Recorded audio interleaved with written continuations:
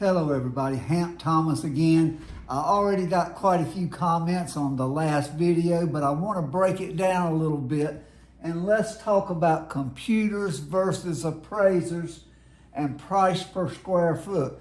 And instead of depending on everything we hear online, let's talk about the facts of computers versus appraisers.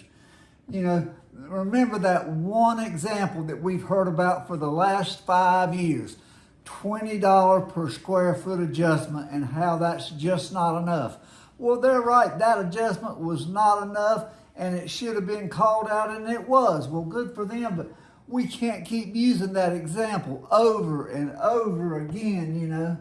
And on the podcast I just watched, they were saying that in that price per square foot adjustment, it included everything, you know, location, quality, condition.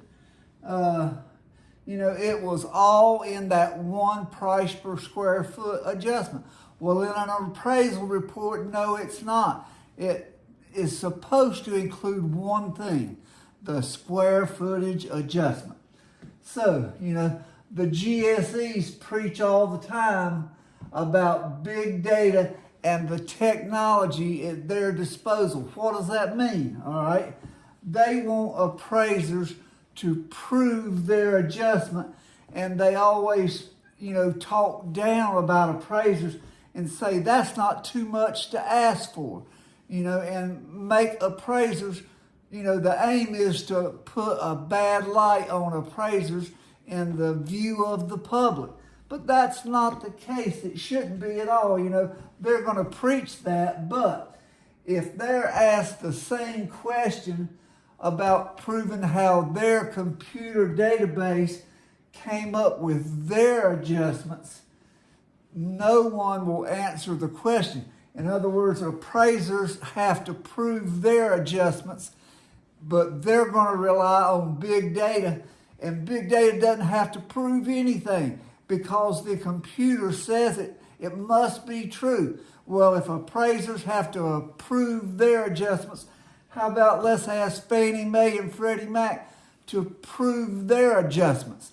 You know, if we got to battle this thing, it's like, you know, we can't face our prosecutor, you know, or whatever. But it's something people keep complaining about us. But when we try to put the shoe on the other foot, we're turned away, you know. There's a problem with that where appraisers are the only ones that have to prove these adjustments, and all the computer, you know, these AVMs and big data and computer learning, they don't have to prove anything. And what happens, let's look at a regular appraisal report. How many adjustments have we got? We got location, we got view, we got quality of construction, we got condition. Then we have square footage and basement square footage in other areas. But it's not all in one price per square foot adjustment.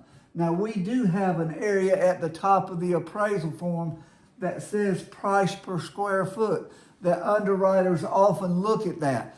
But when you are saying to me, and they're making the argument that, you know, price per square foot includes every adjustment, you know, the whole thing. And that podcast said it includes everything. Well, no, it doesn't. Look at all these lines of adjustments. The only time when price per square foot covers everything is when the computer does it. And they do price per square foot with inaccurate information. No wonder Fannie Mae doesn't want to show us how they come up with their values. But appraisers know more about it. So, you know, if it should be fair that we should be able to ask the same questions of the computers that we ask of appraisers. No one in lending or at Fannie Mae and Freddie Mac want to answer the same questions that what they want appraisers to answer.